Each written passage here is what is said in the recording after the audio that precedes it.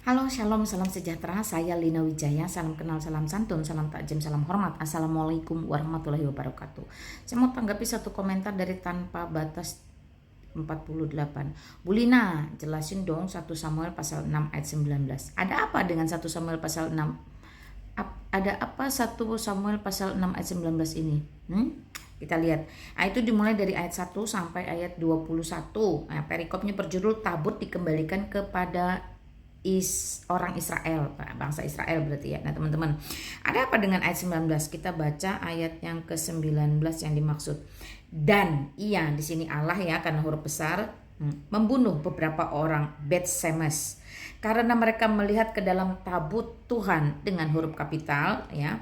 Ia membunuh 70 orang dari rakyat itu. Rakyat itu berkabung karena Tuhan dengan kapital semua telah menghajar mereka dengan dahsyatnya. Apa yang mau kamu tanya di sini? Nah, apa? Pertanyaanmu apa? Oke, saya jelaskan ya teman-teman. Banyak orang berkata Allah di dalam perjanjian lama itu sepertinya Allah yang kejam, Allah yang sedikit-sedikit bunuh. Tetapi justru itu adalah Allah membuktikan kasihnya dan kuasanya. Jadi Alkitab itu hanya berbicara 2 hal. Kalau tidak berkat, kutuk.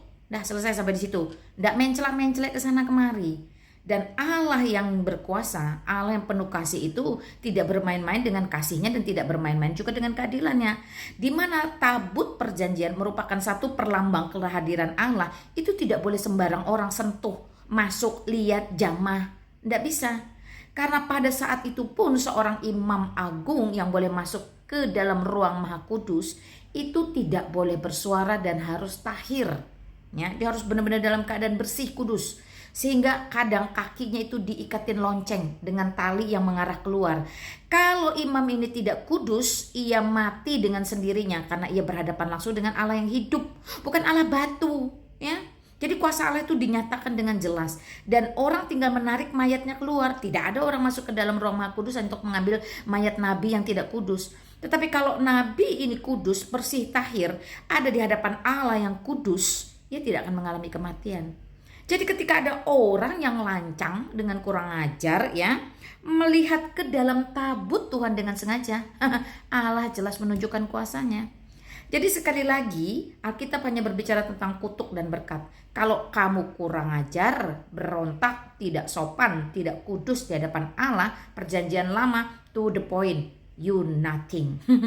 Tapi kalau kamu kudus, berkat itu melimpah tanpa henti. Oke ya, clear ya? Itu jawabannya kalau mau itu yang kamu tuju. Ya, salam sejahtera bagi kita semua. Shalom.